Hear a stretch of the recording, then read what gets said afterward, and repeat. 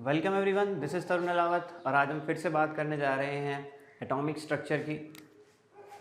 हम पढ़ रहे हैं chapter 2 of class 11th chemistry, atomic structure.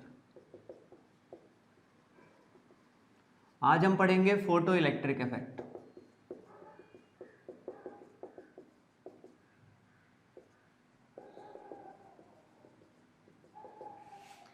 Photo electric effect एक ऐसा एक्सपेरिमेंट था जिसने प्रूव किया था हमको कि लाइट का पार्टिकल नेचर भी होता है।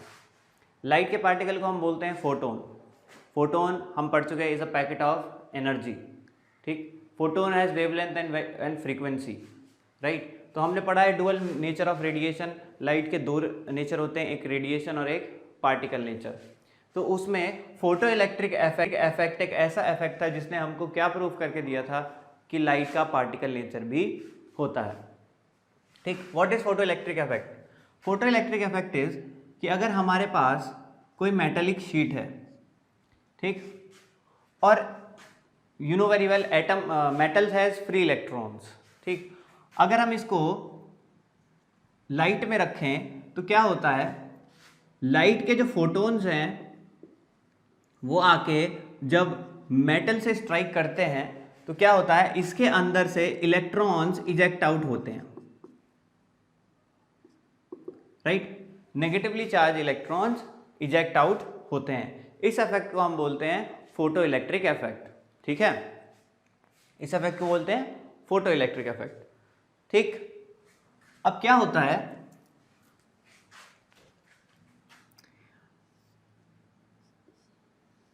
अगर मेरे पास ये मेटल है, ये उसकी थिकनेस है T, ठीक है, काफी थिक मेटल है मेरे पास। ठीक है, ये मैं इसको और अच्छे से बनाता हूं।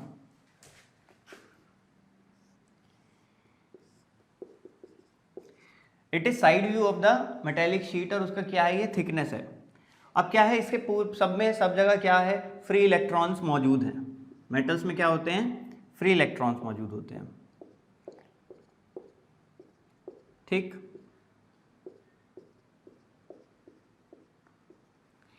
क्या होता है कि जब फोटोन आके हिट करता है मेटेलिक सरफेस को, तो फॉर एग्जांपल जो इलेक्ट्रॉन बिल्कुल सरफेस पे हैं वो क्या करते हैं, इसको लेते हैं, फोटोन की एनर्जी को एब्जॉर्ब करते हैं, बाहर निकलते हैं और चलने लगते हैं सर्टेन काइनेटिक एनर्जी से। ठीक, जिसके पीछे वाले इलेक्ट्रॉन है, अगर फोटोन क्या करता है, किसी अंदर वाले इलेक्ट्रॉन को जाके हिट करता है तो इलेक्ट्रॉन क्या करता है, चल के आता है, जंप करता है और चलता है, लेकिन कम काइनेटिक एनर्जी से। ठीक, अगर फोटोन और अंदर वाले इलेक्ट्रॉन को हिट करता है तो क्या करता है, इलेक्ट्रॉन यहाँ से यहाँ चलता है और जंप करता है और हो सकता है ना चले, यही रुक जाए।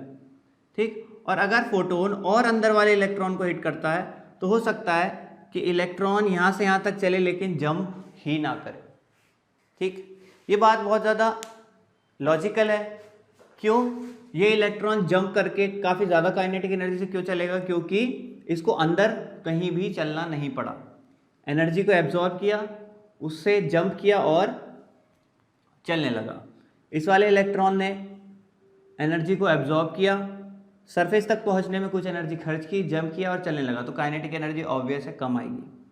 इस वाले फोटोन ने जब इलेक्ट्रॉन को स्ट्राइक किया, इलेक्ट्रॉन ने एनर्जी एब्जॉर्ब की, ये यहाँ से यहाँ तक चला, इसकी काफ़ी सारी एनर्जी यहाँ तक चलने में खर्च हुई, जंप किया और चलने लगा, या मे बी ना चला हो, जंप करके रुक गया हो क्योंकि फर्दर इसके पास एनर्जी ना बची हो।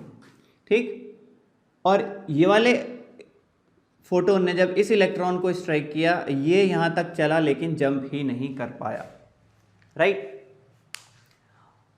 तो basically photo electric effect is what, ejection of an electron when a photon of light strikes on the metallic surface. This effect is known as photo electric effect. ठीक, अब क्या होता है, फोटोन की एनर्जी हम बहुत अच्छे से जानते हैं, क्या होता है, h nu, where nu is the frequency of the light. ठीक है, E is the energy of the photon and h is Planck's constant. Okay, इसमें एक चीज होती है जिसको बोलते हैं वर्क फंक्शन। वर्क फंक्शन क्या है? वर्क फंक्शन वो एनर्जी है जो कि इलेक्ट्रॉन को चाहिए सरफेस से इजेक्ट आउट होने के लिए, यानी सरफेस से बाहर जंप करने के लिए मेटेलिक सरफेस से जो एनर्जी इलेक्ट्रॉन को चाहिए उसको हम क्या बोलते हैं? Work function. ठीक, तो फॉर एग्जाम्पल अगर इसको एग्जाम्पल से समझे कि हमारे पास जो वर्क फंक्शन है वो 5 जूल का है, यानी कि इलेक्ट्रॉन को यहाँ से जंप करने में कितनी एनर्जी चाहिए? 5 जूल। और हमारा जो फोटोन है फॉर एग्जाम्पल वो है 20 जूल का। तो फोटोन आता है, इससे स्ट्राइक करता है, इसको कितनी एनर्जी मिली? 20 जूल। तो 5 जूल तो इसने जंप करने में खर्च कर दी, यानी वर्क फंक्शन में चली गई। बाकी 15 जूल किस में चली गई? काइनेटिक एनर्जी में। सिमिलरली फोटोन ने जब यहाँ हिट किया, ठीक, तो हो सकता है इसने अपनी यहाँ से यहाँ तक चलने में 10 जूल की एनर्जी खर्च कर दी, जंप करने में कितनी एनर्जी खर्च कर दी? 5, 15, तो इसके पास कितनी बची है? अभी 5 और बची है, 5 जूल। 5 जूल इसकी काइनेटिक एनर्जी में कन्वर्ट हो गई। ये वाला फोटोन जब हिट करता है, इसके पास 20 जूल की एनर्जी है, ये इलेक्ट्रॉन चला हो सकता है यहाँ से यहाँ तक चलने में इसने 15 जूल खर्च कर दी और जंप किया 5 जूल से, लेकिन अब फर्दर इसके पास चलने के लिए काइनेटिक एनर्जी बची नहीं है, तो ये रुक गया है यहीं पे। ठीक, और जब ये फोटोन यहाँ हिट करता है इस वाले इलेक्ट्रॉन को, इसको 20 जूल की एनर्जी मिलती है, तो यहाँ से यहाँ तक चलने में इसने 20 जूल खर्च कर दी, तो इसके पास ना जंप करने के लिए एनर्जी बची है और ना ही चलने के लिए। ठीक, तो वर्क फंक्शन क्या है? वर्क फंक्शन क्या है? Energy required to eject out an electron from the surface of the metal. ठीक है, सिर्फ कूदने के लिए जो एनर्जी चाहिए मेटल के सरफेस से बाहर कूदने के लिए जो एनर्जी चाहिए इलेक्ट्रॉन को, उसको हम क्या बोलते हैं? Work function. ठीक, तो यहाँ से हमें एक बात बहुत अच्छे से समझ में आती है कि फोटोन की जो एनर्जी है वो दो चीज़ों में खर्च होती है अगर इलेक्ट्रॉन इजेक्ट करके चलता है, तो एक वर्क फंक्शन में और दूसरा उसकी काइनेटिक एनर्जी में। यानी कि जो एनर्जी ऑफ फोटोन है ई, वो किस में खर्च होती है? एक तो वर्क फंक्शन में और दूसरा काइनेटिक एनर्जी में। राइट, ये बहुत ही इंपॉर्टेंट इक्वेशन है। E is what? Energy of photon. Work function is what? Minimum energy required for an electron to jump out या to eject out from the surface of the metal. और फिर this is what? Kinetic energy of electron. Right, okay. अच्छा, अभी हम समझते हैं थोड़ा सा और वर्क फंक्शन को। देखो,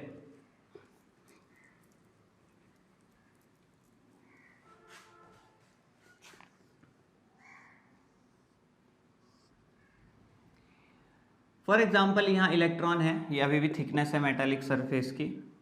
ठीक है, मतलब फ्रंट व्यू ये है, ये साइड व्यू है। ओके, अभी क्या है कि फोटोन आके हिट करता है इसको। हमारे पास इस केस में वर्क फंक्शन हमने कितना लिया? 5 जूल है फॉर एग्जांपल, और ये जो फोटोन आया इसकी एनर्जी भी कितनी है? 5 जूल। राइट, 5 जूल का फोटोन आके हिट करता है तो इलेक्ट्रॉन क्या करेगा? जंप करेगा, लेकिन चलेगा नहीं। यानी कि सारी की सारी एनर्जी फोटोन की किस में कन्वर्ट हो गई? वर्क फंक्शन में यूज हो गई। ठीक, तो अगर मैं 4.9 जूल की एनर्जी खर्च करूंगा तो ये इलेक्ट्रॉन या फोटोन दूंगा तो ये इलेक्ट्रॉन जंप नहीं करेगा। क्यों नहीं करेगा? क्योंकि जंप करने के लिए मिनिमम एनर्जी तो 5 जूल है। यानी कि अगर मैंने इस एनर्जी से कम एनर्जी दी तो ये बिल्कुल भी जंप नहीं करेगा। इस एनर्जी से ज़्यादा एनर्जी दूंगा तो ये जंप कर जाएगा। Energy of photon is H new, यानी कि फ्रीक्वेंसी जितनी ज़्यादा होती है एनर्जी उतनी ही ज़्यादा होती है, फ्रीक्वेंसी जितनी कम होती है एनर्जी उतनी ही कम होती है। ठीक,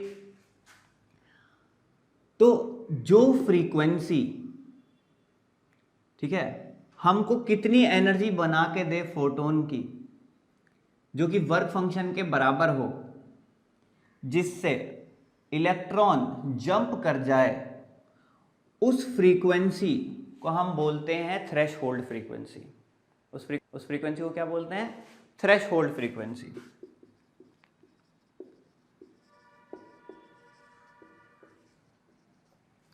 फॉर एग्जाम्पल ये एक सर्टेन फ्रीक्वेंसी है जिसकी वजह से एनर्जी ऑफ फोटोन कितनी आई 5 जूल, और 5 जूल ही मुझे चाहिए उसको जंप कराने के लिए। अगर ये फ्रीक्वेंसी अभी जो फ्रीक्वेंसी है उससे थोड़ी सी भी कम हो गई तो एनर्जी ऑफ फोटोन क्या हो जाएगी 5 जूल से कम हो जाएगी और वो जंप नहीं कर पाएगा। तो ये जो फ्रीक्वेंसी है जिसके नीचे की अगर फ्रीक्वेंसी की लाइट आपने मेटालिक सरफेस पे डाली, ठीक है, और फोटो इलेक्ट्रिक इफेक्ट नहीं हुआ, ठीक है, तो इस फ्रीक्वेंसी को हम क्या बोलते हैं थ्रेशोल्ड फ्रीक्वेंसी। यानी जिस फ्रीक्वेंसी के नीचे photo electric effect does not take place या डू नॉट टेक प्लेस, ठीक है, उसको हम क्या बोलते हैं थ्रेशोल्ड फ्रीक्वेंसी। थ्रेशोल्ड फ्रीक्वेंसी को हम किससे डिनोट करते हैं न्यू नॉट से, ठीक है। थ्रेशोल्ड फ्रीक्वेंसी की एनर्जी का जो फोटोन है उसकी एनर्जी किसके बराबर होती है वर्क फंक्शन के। यानी कि थ्रेशोल्ड फ्रीक्वेंसी वाला जो फोटोन है उसकी एनर्जी कितनी होगी h न्यू नॉट, और ये एनर्जी किसके बराबर होती है वर्क फंक्शन के। तो यानी वर्क फंक्शन का फॉर्मूला क्या आया h न्यू नॉट।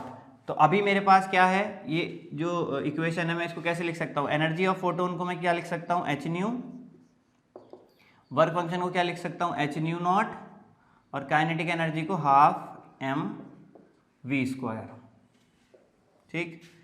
तो यहाँ से फॉर्मूला बना h nu minus h nu naught is equals to, या इसको अभी फिलहाल यहीं छोड़ते हैं, इसके आगे अभी हमें सॉल्व करने की ज़रूरत नहीं है, राइट। तो ये था फोटो इलेक्ट्रिक इफेक्ट, राइट। चलिए आगे बढ़ते हैं। What is the number of photons of light of wavelength 4000 picometer that provides 1 joule of energy, ठीक। तो हमें पता है एनर्जी ऑफ फोटोन क्या होती है h nu, right, energy of one photon. हमको वेवलेंथ गिवन है, फ्रीक्वेंसी का फॉर्मूला क्या होता है c अपॉन लेमडा, तो h c upon lambda, lambda is what wavelength, right. तो energy of photon one photon कितनी है एच सी अपॉन लेमडा, ये इसको हम लिख सकते हैं h इंटू सी, और लेमडा कितना है हमारा 4000 पीको, पीको कितना होता है 10 to the power -12। This is energy of one photon.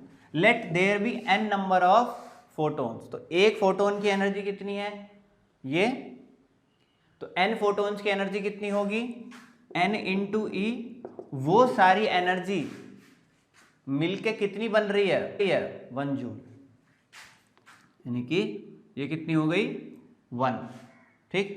भाई टोटल एनर्जी कितनी होगी आपकी number of photons into energy of one photon, वही तो टोटल एनर्जी होगी। टोटल एनर्जी आपको कितनी दे रखी है 1 जूल की, 1 जूल ऑफ एनर्जी हमको मिल रही है इस वेव से, यानी कितने फोटोन्स बना रहे होंगे वो एनर्जी।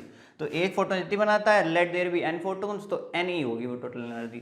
तो 1 is equals to n into E, तो n आ गया आपका 1 अपॉन ई, और e की वैल्यू कितनी है हमारे पास 1 over h into c into 4000 into 10 to the power -12। h की वैल्यू हम जानते हैं 6.626 into 10 to the power -34। c की वैल्यू कितनी होती है 3 इंटू 10 टू द पावर 8। जब हम इसको सॉल्व करेंगे तो n की वैल्यू हमारे पास आएगी 2.01 into 10 to the power 16 photons, right. Okay, चलिए एक क्वेश्चन और करते हैं।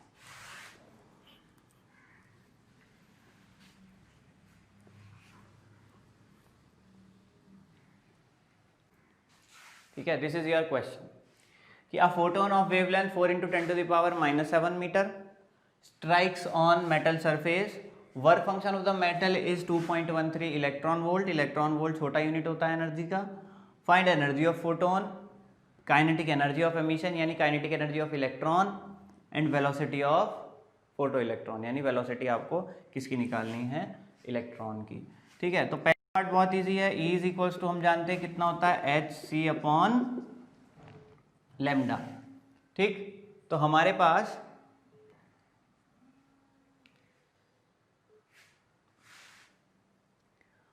पास क्या आएगा, sorry yes, energy of photon कितनी आएगी, h/c/, लेमडा कितना है हमारे पास, 4 × 10⁻⁻⁷, राइट। तो इसको हम कैलकुलेट कर लेंगे, h और c की वैल्यू हमें पता ही है, तो हम इसको कैलकुलेट करते हैं और हमारे पास जो एनर्जी आएगी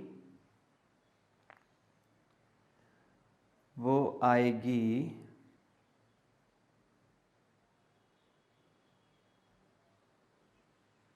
अच्छा, क्वेश्चन में एक चीज़ और गिवन है, find the energy of photon in electron volt. आपको फोटोन की एनर्जी किस में निकालनी है, इलेक्ट्रॉन वोल्ट में, ठीक, ओके। तो यहाँ से एनर्जी किस में आएगी, यहाँ से एनर्जी किस में आएगी, जूल में आएगी। और जूल 1 जूल कितनी एनर्जी होता है, 1 इलेक्ट्रॉन वोल्ट कितनी एनर्जी होता है, 1 इलेक्ट्रॉन वोल्ट होता है 1.6 × 10⁻⁻19 जूल, ठीक है। तो 1 जूल कितनी एनर्जी हो जाएगा, 1 जूल हो जाएगा 1/1.6 × 10⁻⁻19 इलेक्ट्रॉन वोल्ट। तो इसमें मुझे क्या मल्टीप्लाई और करना होगा, 1/1.6 × 10⁻⁻19। तो आंसर मेरा किस में आ जाएगा, इलेक्ट्रॉन वोल्ट में आ जाएगा आंसर, ठीक। और आंसर होगा हमारा 3.102 इलेक्ट्रॉन वोल्ट, करेक्ट, ओके। अगला पार्ट सॉल्व कर लेते हैं। सेकंड पार्ट है हमारे पास काइनेटिक एनर्जी ऑफ एमिशन। तो हम जानते हैं energy of photon is equals to work function plus kinetic energy. तो काइनेटिक एनर्जी कितना आ जाएगी, energy minus work function. Energy हमने अभी अभी निकाली है, कितनी है, 3.10, कितनी निकाली है, 3.102 इलेक्ट्रॉन वोल्ट। और वर्क फंक्शन भी हमको इलेक्ट्रॉन वोल्ट में गिवन है -2.13। तो आंसर हमारे पास कितना आ जाएगा, आंसर आएगा 0.97 इलेक्ट्रॉन वोल्ट। तो ये हमारा दूसरा पार्ट भी हो गया। तो अभी हमको काइनेटिक एनर्जी पता लग गई है, अब हम क्या पता कर सकते हैं, हम वेलोसिटी पता कर सकते हैं फोटो इलेक्ट्रॉन की, राइट। तो वेलोसिटी कितनी हो जाएगी, वेलोसिटी होती है भाई हाफ mv² का फॉर्मूला आपके पास है 0.97 इलेक्ट्रॉन वोल्ट, ठीक। तो यहां से हम वेलोसिटी निकाल सकते हैं। तो वेलोसिटी का स्क्वायर आ जाएगा आपके पास 0.97, ठीक। इलेक्ट्रॉन वोल्ट को आपको अब किस में कन्वर्ट करना पड़ेगा, जूल में कन्वर्ट करना पड़ेगा, यानी कि इसको 1.6 × 10⁻⁻19 से मल्टीप्लाई कर देंगे, जूल में हो गया, ठीक। और इसमें 2 आ जाएगा इधर, और नीचे क्या आएगा, नीचे आएगा mass of electron. Mass of electron कितना होता है, 9.1 × 10⁻31 kg, ठीक। तो हमारे पास इसको सॉल्व करने के बाद जो वेलोसिटी आएगी वो आएगी अप्रॉक्सीमेटली 5.85 × 10⁵ मीटर पर second, right, okay. So this is how we can solve questions on photoelectric effect, ठीक। चलिए एक क्वेश्चन और करते हैं।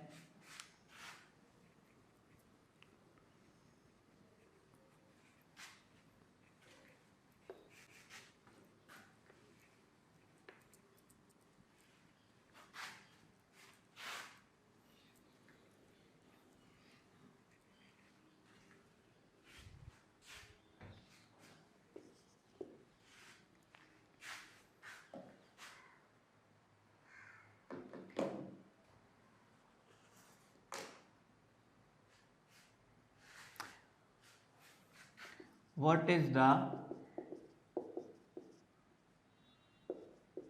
wavelength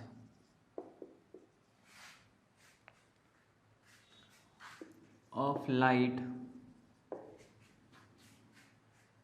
emitted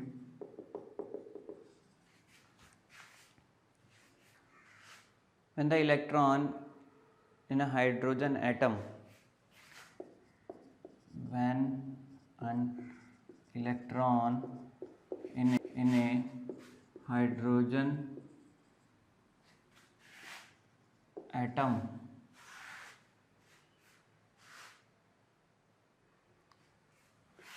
undergoes transition from n equal to 5 in Balmer series, Balmer series n equals to 4. So what is the wavelength of light emitted when an electron in hydrogen atom undergoes transition from n equal to 4 in Balmer series? ठीक, तो हमने एक formula पढ़ा था hydrogen spectrum का। Formula क्या था? 1/λ is equals to r 1/n initial का स्क्वायर अपॉन n फाइनल का स्क्वायर पढ़ा था। पहला ऑर्बिट कौन सा होता था? जो लोअर ऑर्बिट है, और फाइनल वाला कौन सा ऑर्बिट होता था? जो अपर ऑर्बिट है। अभी आप देखो, अंडरगोज ट्रांजिशन फ्रॉम 4 यानी अपर ऑर्बिट, या अपर ऑर्बिट को छोड़ो, 4 इन बाल्मर सीरीज। बाल्मर सीरीज याद करो, बाल्मर सीरीज तब बनती है जब इलेक्ट्रॉन किसी भी हायर ऑर्बिट से कौन से ऑर्बिट में आता है? सेकंड ऑर्बिट में, करेक्ट। तो 4 से वो कहाँ आ रहा है? सेकंड ऑर्बिट में। तो कौन सी बड़ी बात है इसको निकालना? यहाँ पे क्या आ जाएगा? 2 का स्क्वायर, और यहाँ पे क्या आ जाएगा? 4 का स्क्वायर। यानी कि इसको हम फर्दर सॉल्व करेंगे तो आंसर आएगा 1/4 माइनस 1/16। यानी इसको फर्दर, आर की वैल्यू हम जानते हैं 1.097 into 10 to the power 7, right, ये थी। तो फाइनली हमारे पास जो आंसर आएगा लैम्डा का, वो आएगा lambda is equals to 487 into 10 to the power -9 metre, या इसको हम ऐसे भी लिख सकते हैं 487 नैनोमीटर, राइट। तो अगर यहाँ बाल्मर की जगह कौन सी सीरीज लिखी होती? लाइमन, तो ये ऑर्बिट कौन सा लेते हैं हम? 1। हाँ, यहाँ पे लिखी होती ब्रैकेट तो पॉसिबल ही नहीं था क्योंकि 4th ही होती है, 4th ऑर्बिट में ही जाता है, तो 4th से 4th में जा नहीं सकता। लेकिन उसके अलावा हमारे पास क्या होता? लाइमन होता, पास्चन होता, यानी 4 से वो कहाँ था? 3 में, यानी ये 4 ये 3, ठीक, ओके। चलिए एक क्वेश्चन और करते हैं।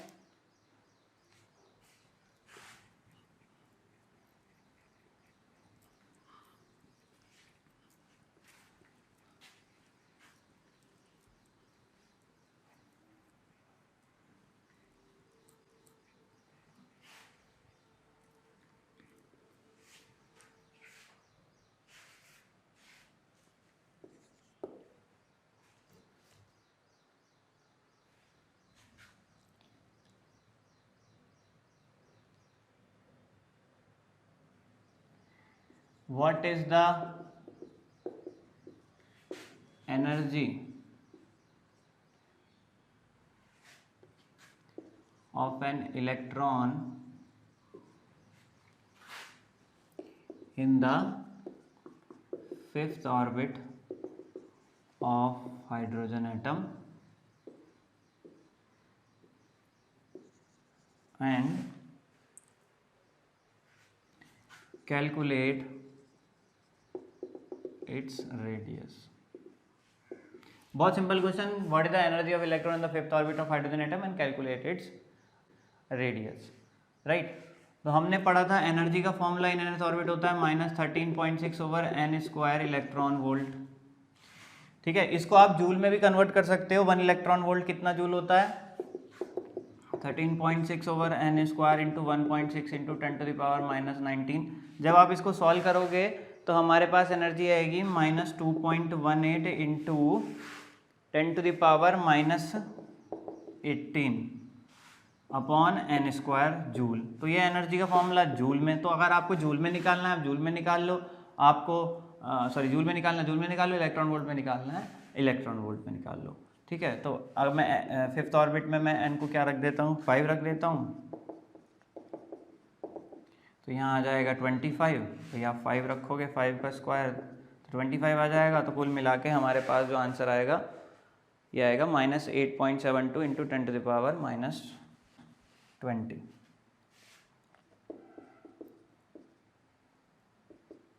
Into 10 to the power -20 joule, ठीक। और रेडियस निकालनी है, रेडियस भी निकाल लेते हैं। रेडियस का फॉर्मूला nth ऑर्बिट मैंने आपको लिखवाया था 0.593, 0.593 था, 0.529 था, 0.53, सॉरी 0.53, ठीक है, into n square by z angstrom, है ना, कुछ ऐसे करके फॉर्मूला था, n square by z square था, n स्क्वायर बाई z था, आप चेक कर लेना। तो ये हो जाएगा, z तो 1 ही होता है, आपको फिफ्थ ऑर्बिट की बात करनी है, 0.53 इंटू 25 इंटू एंगस्ट्रॉम कितना होता है 10⁻⁻10, है ना। तो इसको हम सॉल्व कर लेंगे तो रेडियस ऑफ फिफ्थ ऑर्बिट हमारे पास आएगी